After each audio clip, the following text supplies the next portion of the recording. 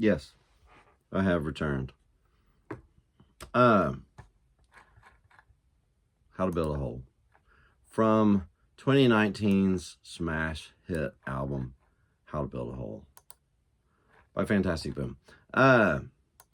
Yeah, I just got this out. It's fascinating. I will say, it's fascinating. I haven't taken a shower yet. So I am unkempt. It's fascinating going through these, thanks, Ricky. Going through these old stems and finding stuff, and some of the sounds are really cool. I'm excited to hear them.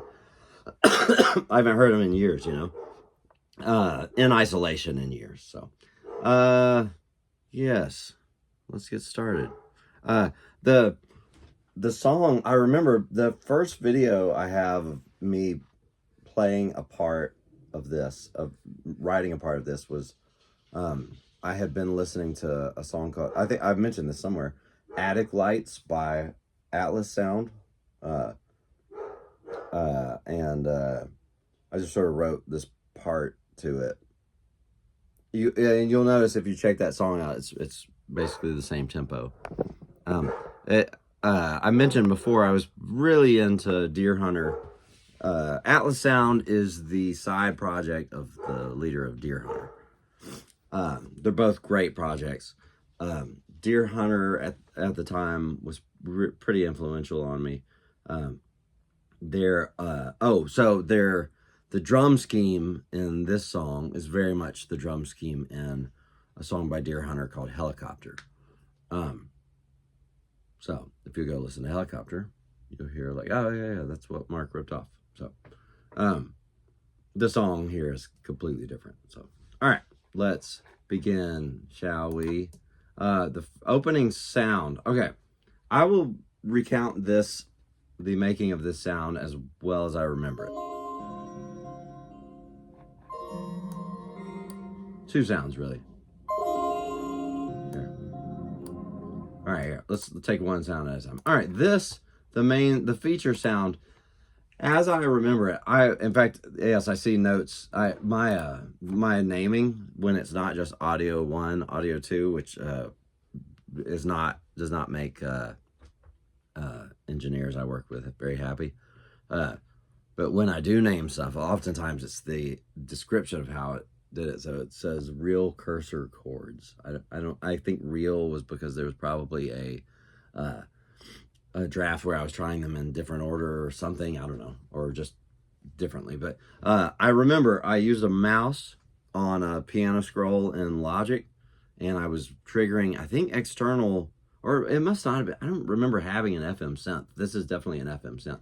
Somehow I'm playing the I'm recording me just scrolling the cursor across these chords on a piano scroll, or across a bunch of notes on a piano scroll. Yeah, so it's recording that, and it's the brightest synth on the album too. It's an FM synth. Typically I like synths that sound like oboes, like just thick mid-range.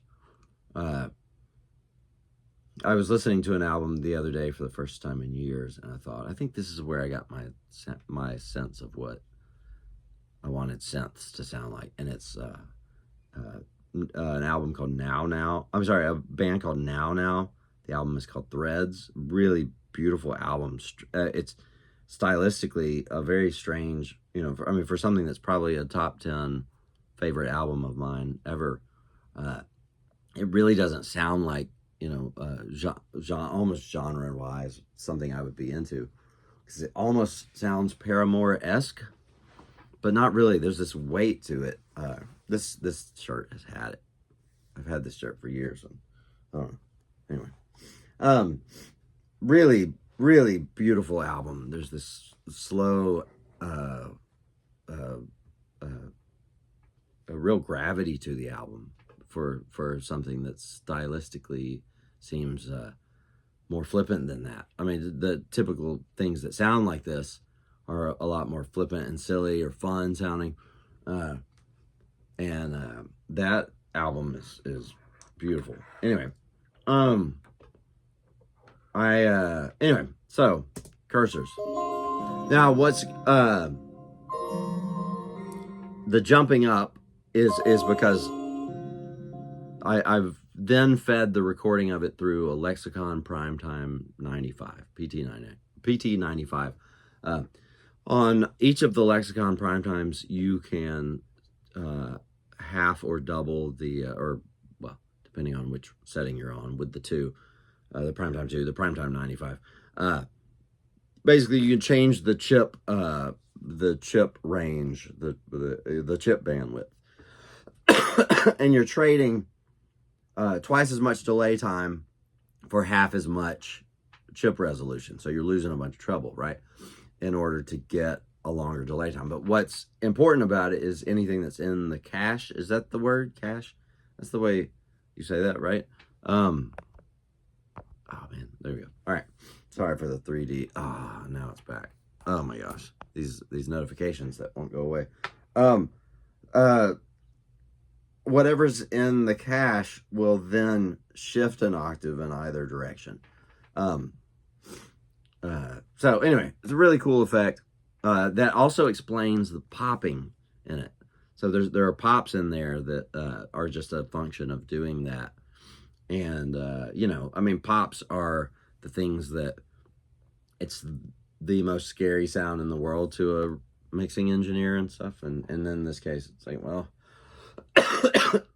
it's either keep the pops or, you know, go use one of those de-popping softwares. And I didn't want to do that. I don't know. All right. The other sound that's going on here is the hologram pedal. Who makes that?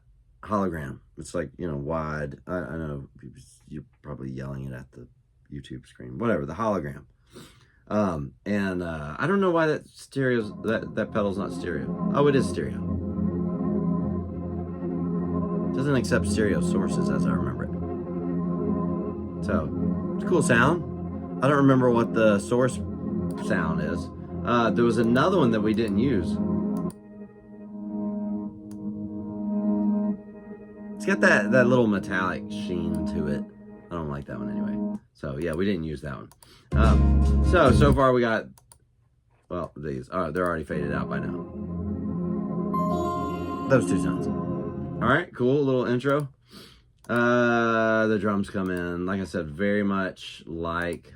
Wait, hold on. Let me turn my drum groups on. Very much Bucky Wheaton on drums. Obviously, you know, without Echo Boy on there, it's pop. Pop. Very simple, right?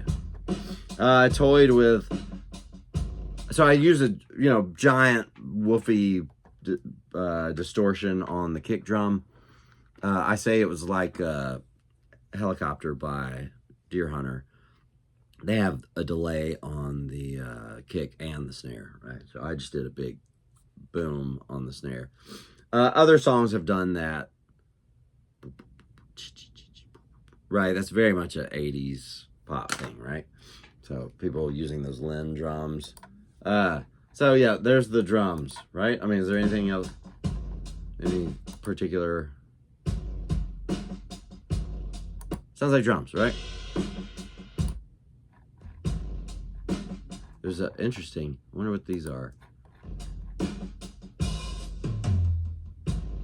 Oh, little tom fills. Okay. I guess. I don't know. All right. Well, that's that. Here's Kick Crush. Oh, wait. Hold on. Screw it.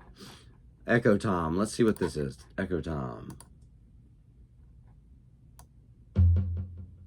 Oh, okay.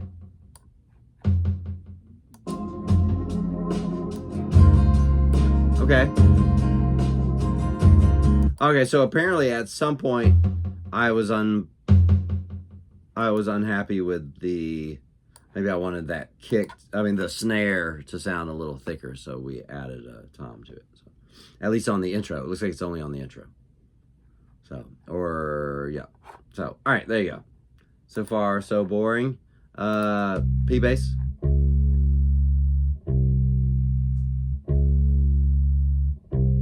Not exciting. Not exciting. All right, let's get up to... Oh, you know what we always do is... I make you listen to the song at first. I should have done that. You've heard it. If you're watching this, you've heard it. Take these 7 blasted things, sacraments to you and me. Really? Oh, okay. So there's Echo Boy in here, but it's heavily what's it called? You know, it's heavily edited to where it drops out at places. But take these. Take these 7 blasted. Probably something you've noticed before with guitar playing, you know, playing live. Like you'll dial in a echo sound, a delay sound at home, and then you get to the gig and it's not enough, right? So you turn it up at home at the gig, you get home and it's way too loud at home, right? The more there's a good general rule there, you know, the more stuff there is for a sound to compete with, the more sounds it's competing with, the less obvious the details about it will be, right? So that's yeah. That's why you'll tend to want brighter sounds, brighter guitar tones in a mix than you may think. So because you know when you're sitting by yourself, you can hear all the nuances, right? But as soon as you can hear all the little oddities in the pick attack and stuff, as soon as all the other instruments are playing, those things aren't quite so obvious. All right. Sacraments to you and me. All right, now let's find these other vocals. There's my vocals. They're down to the standard that you'd expect. Now here, it turns out there is me doing my own harmony. Take these 7 blasted things. Holy pitch correction, Batman! You can hear where some pitch corrections happened. Sacraments to you and me. Best voice on the album, easily. Ivy Nadine. She's on Meg. She's on Phosphorus Kids on the newer album. And then there's Mark Falsetto. Wow, okay. I did listen to this. This is gonna wow you. Take these 7 plastic things, sacraments to you and me. It's giving it my all. And you can hear some pitch correction on there. So, all right, cool. Done the embarrassing stuff. It turns out on the intro,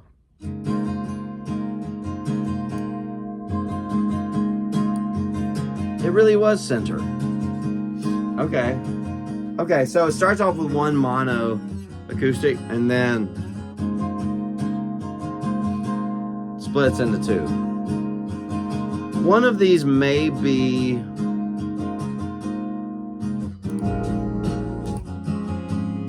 maybe not though. There were some tracks when I was in Montreal. There's this group called the Barr Brothers, and Brad Barr has a 50s J45. I borrowed it. It's pretty dark sounding compared to mine. I think maybe most of those tracks didn't make this. So yeah, it was nice of him to let me borrow such a piece though. All right, synths on the first verse. Here we go. Oh. All right. Wait a minute. That freaking thing is still on? What? Oh no, it's in here. Okay, I see. Okay. Let's ignore this because we've heard it before. I see what's going on. All right.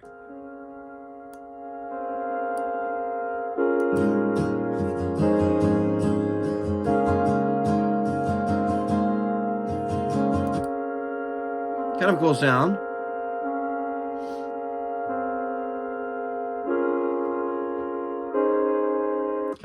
Cool voicings there at the end of the line. Cool voicing. Okay, I think here's a Prophet 6 or 2 examples. I love that.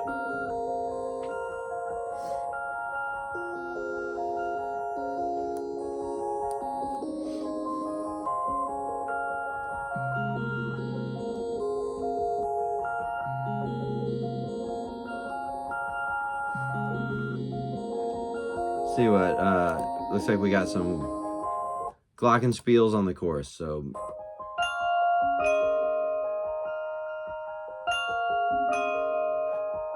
Some acoustics.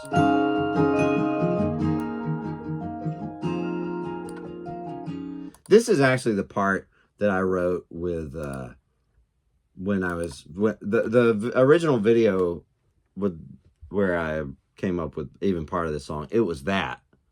And it was, that's what I was thinking, Attic Lights by Atlas Sound too.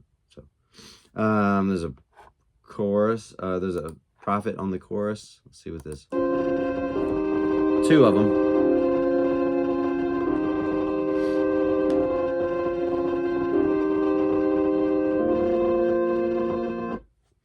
Got it there. All right.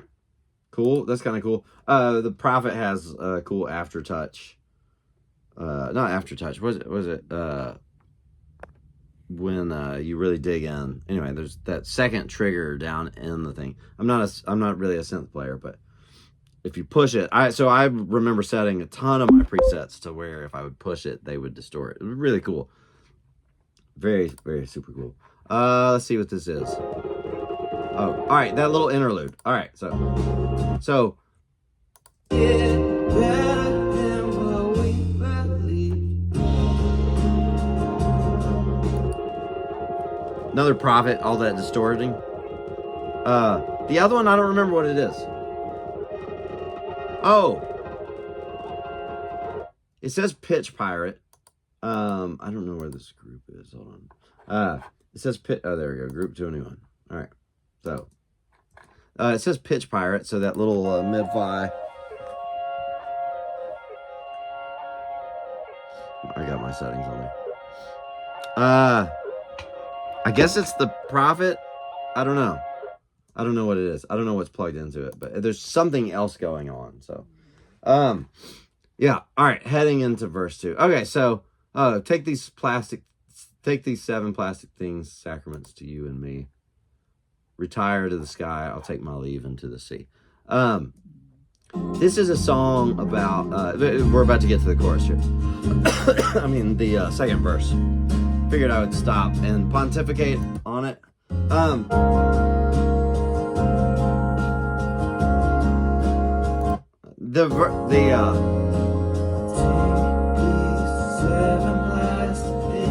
The mix is all completely whack now, of course, because I've been fiddling with it. But take these 7 plastic things, sacraments to you and me. All right, so there's not a one-to-one correspondence here in the lyrics with particular things. Like 7 plastic things, sacraments to you and me. I am a Protestant. In the Catholic Church, there are 7 sacraments. So it's more just a reference to the things that we now. It's a bit of role playing. This song, that's very rare in my case. It's role playing as someone who has come to reject their Christian faith. Role playing because I never reached that point at all, and it wasn't for lack of reading the best arguments. I didn't find them compelling. I mean, we can get into details. Maybe this should just be a separate video, but basically, the song is about the role of the will in someone who decides against religious belief. I'm maintaining, along with many others who've said similar things, that is not a purely intellectual decision. Not that humans are capable of such a thing to begin with. So to some extent, what I'm saying could be utterly uncontroversial, but that people don't dispassionately, purely evidential and logical reasons choose against belief in God, and possibly against Christian belief as a whole. So, Yes, that is the claim of this. So take these 7 plastic things, sacraments to you and me. These things that we've now again, role playing, having rejected the faith of our upbringing. Take these things that we now hold sacred, and the chorus comes up. Maybe we're not innocent, even if you like it better than what we believed. That maybe this wasn't an act strictly of the intellect, and maybe there were motives involved that leave us morally culpable. That's what I'm saying. So, all right. So we get the chorus, which will now. That main lyric is so loud now.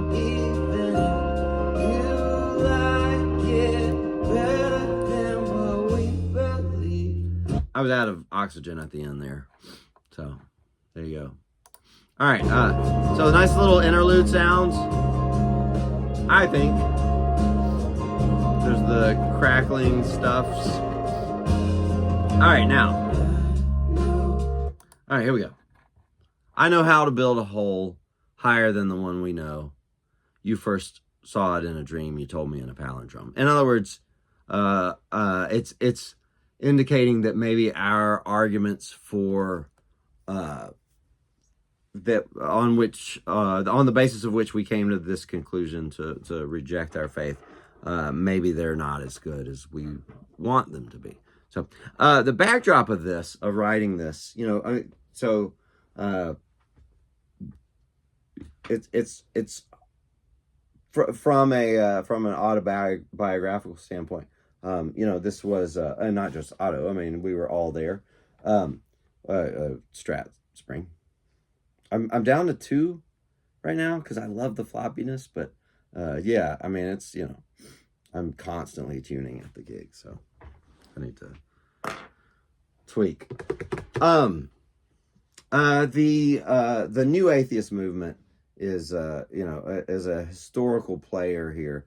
So the new atheists pretty much roamed the earth from I don't know, early 2000, let's say 2005 to 2015. They held an undue amount of sway over popular atheism.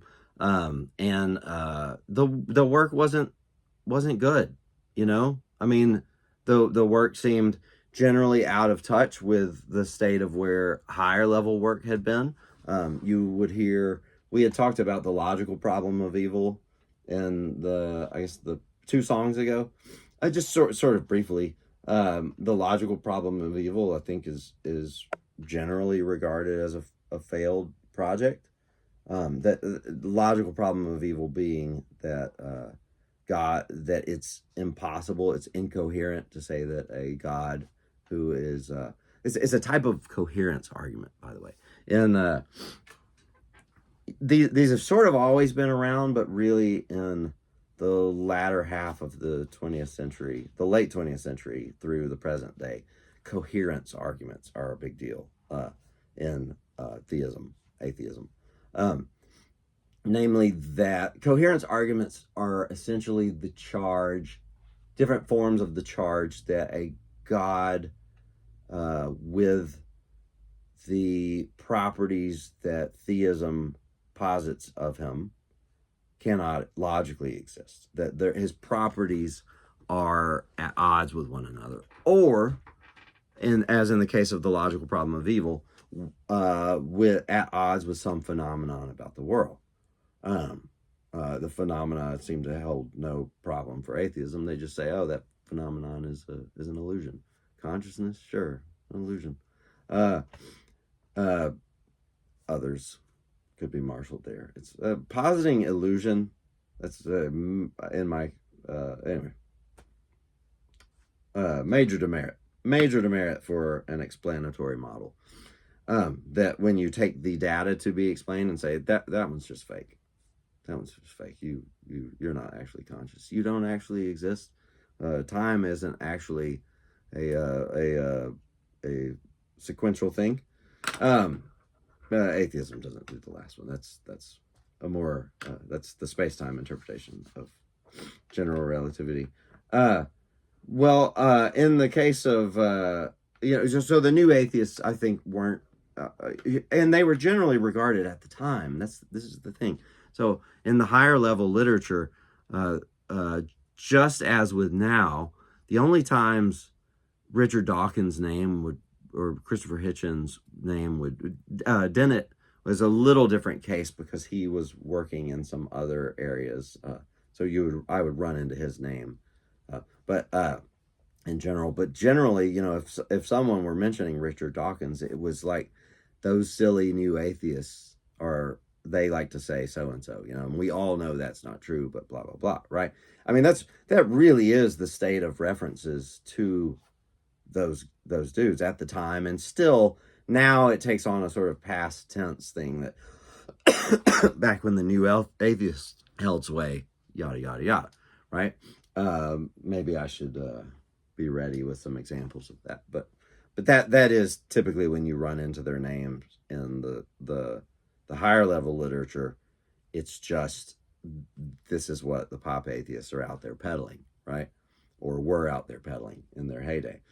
And so this song was primarily a critique of that. And if I may get ever so slightly personal, if you formed your opinion of Christianity primarily during that era, and primarily during and with arguments and accompanied with arguments that sound like theirs, and you may know it by rhetoric that sounds like theirs, very dismissive rhetoric for something that they were when they were attacking a straw man to begin with. If your education in Christianity and the reasons that you disbelieve it are accompanied by that really dismissive rhetoric, I would ask you, take a year of your life and just encounter it and come to reject it if that's where you end up in its full glory.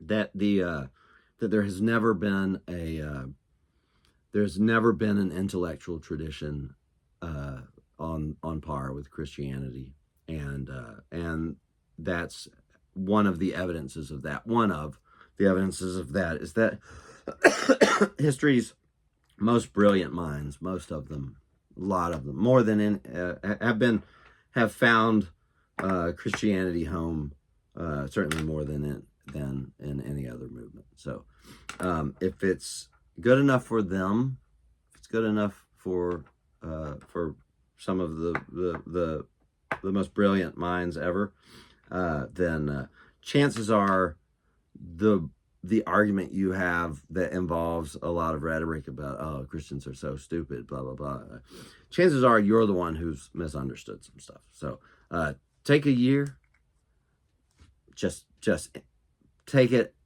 in its very strongest form, and then it's obviously important enough, right? That question of whether it's true is important enough to do that. So anyway, that's what this song is about. Verse 2. 2 prophet tracks. Okay, so when I would on this preset, when I would let go, it would bump up, do that. That's just me letting off the keys. And this goes in the chorus too. Really cool sounds. Very cool sounds. I tend to not use stock pads. On some of the prophet stuff, I did use the pads. I mean, that's at least pretty close to a preset, I think. Yeah. I tend to not use stock pads because, one, everybody's going to use the stock stuff, but also because pads are easy to make, right? I mean, at least by my count, I know it's not the same sound, but you can make a pad out of any tone generator that and enough reverb, like, so pads are easy, and they're cool, and it's very easy to just make your own ones. Did I? Yeah. So maybe we're not innocent. Even if you like it, I don't say better than what we believe. It's a black. Oh, I know you trade your kingdom for one just like it. I know you trade your kingdom for one just like it. On naturalism, on atheism, the best that can be hoped for is to retain this, right? And you know, on some rare occasion, you Christians will get the objection, the accusation that they're escapists because they think, you know, this world is not all there is, and that's actually somewhat of a straw man, but I will lay the blame for that straw man on Christians doing bad theology, talking about going to heaven, because really, keep in mind, the Jewish and the Christian hope is for a bodily resurrection, that eternity is actually here. It's here in the physical world, and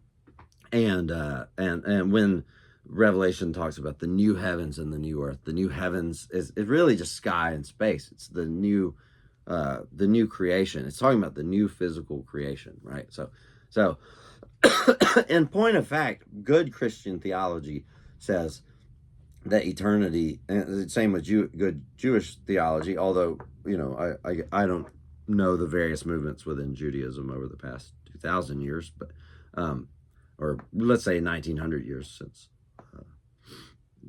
70 AD. Yeah, coming up on 2,000. You know, in a post-temple era, I know that Judaism has dealt with that state of affairs in various ways. So I can't, you know, nothing reliable will come from me about that topic. But good Christian theology involves, you know, that redemption is to here, and it's of the physical world, and there's nothing escapist about it. There's nothing escapist about it. What, in fact, it's maximally not escapist, because it says that your actions here on this earth have an eternal significance, have a significance that means something forever, right? For good or for bad, you are significant, you know? So contrast that with naturalism, where one day it will have been, you know, 14 quadrillion years since any thought had happened in the world. That is true, thorough insignificance. So, not that that's even a reason to believe Christianity. I mean, that you want significance. I never understood people who just latched on to some belief because that's what they wanted to be true. I don't understand that. Certainly, I don't think that's my experience. But who knows what's hidden from ourselves in our reasoning. So, all right. The bridge. Okay. The bridge has some interesting stuff. All right. All right. Two things here. My friend Amy Thornhill, we because it made a cooler sound, we pitch corrected her. She did not need it. It's just a different sound. Hold on. These are all grouped together. Let me degroupify them. Here we go.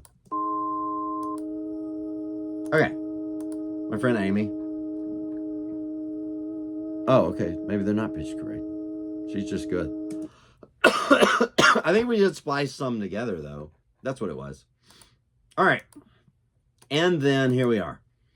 I thought, oh, you know what would sound cool is saws. You know, like hillbillies play.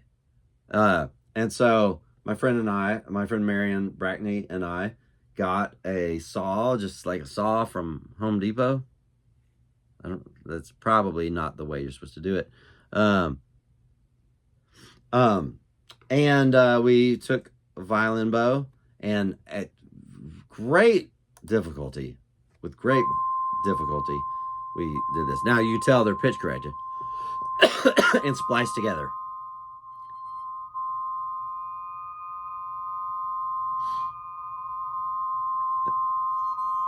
There are places where it's more pitch corrected than others.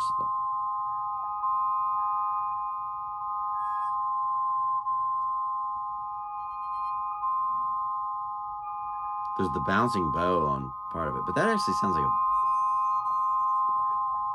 a... Anyway, so...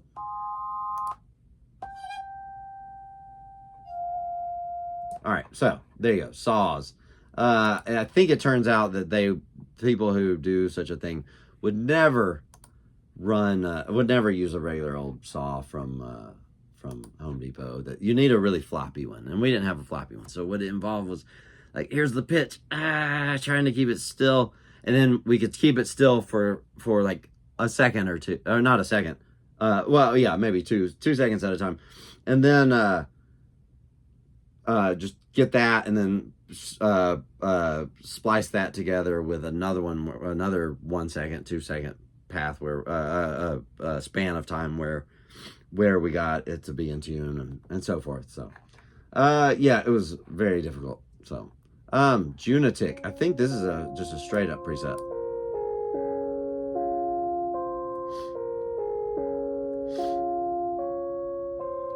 Man, I swear this lick probably had its start with, or at least I don't know. It's probably some background to having written this lick. But... All right. This joins that fake Juno.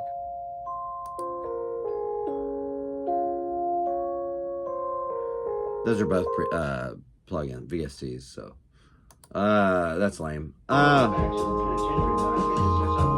right. It turns out there's a Nord sample thing here that's boring till the end, though. I like literally, it's called Nord in TF2 blah blah blah TF28 ending boring till then.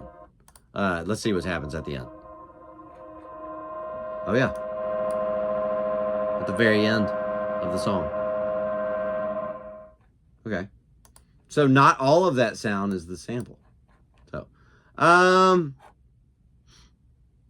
let's look at what we all came here for. Charles Manson. It's a 1990-something parole hearing where he's just talking crazy stuff, man. Just wow, man. But listening to that, because I don't really know anything about the guy.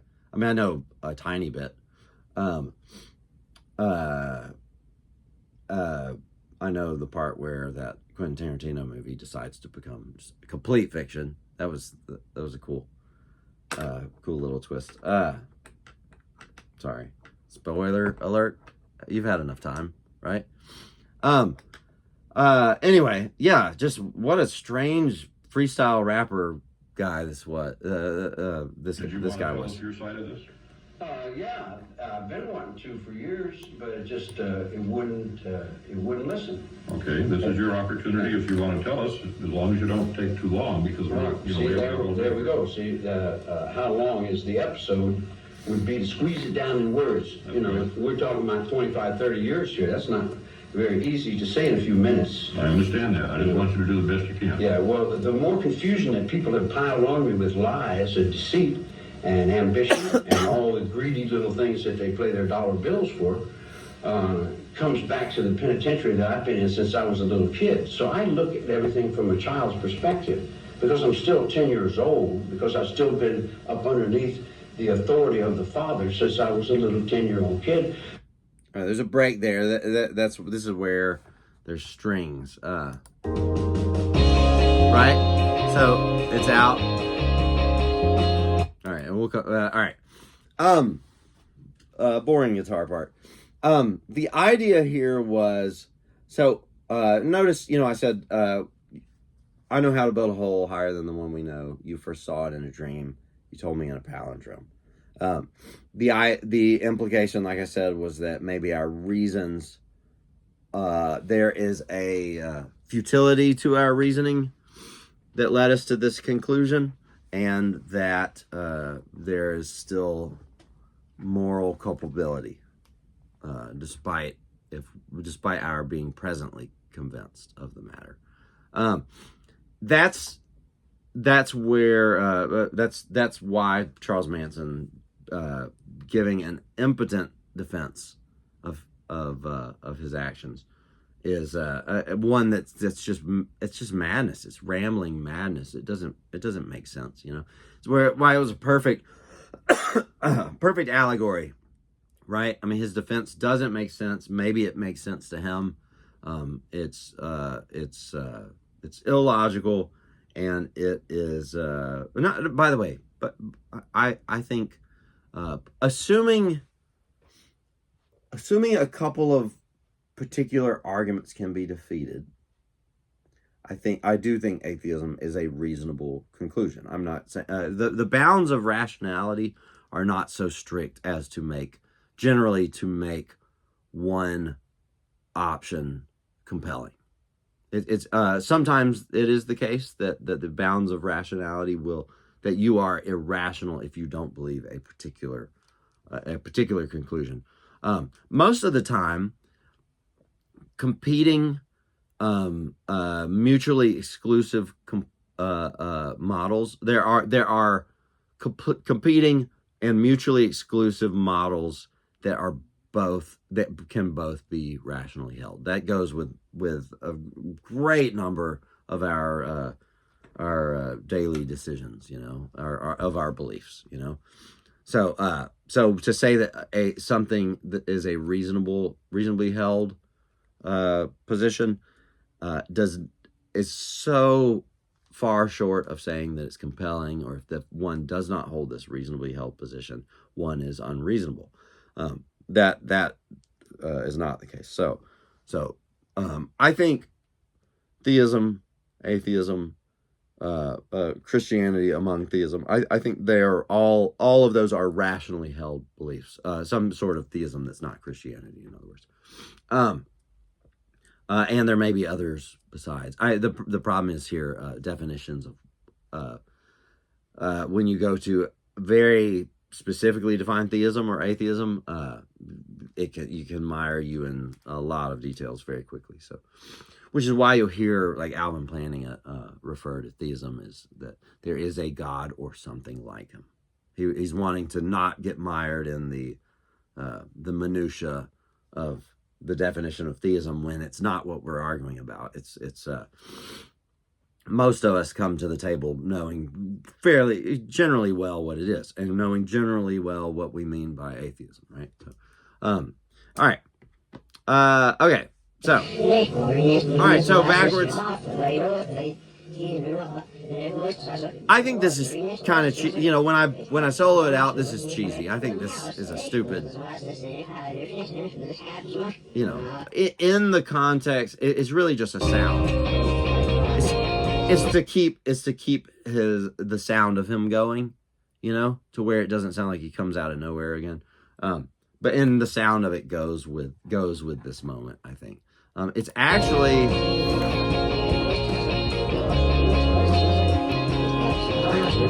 those guitars are not very appealing. Let's turn those guitars down. All right.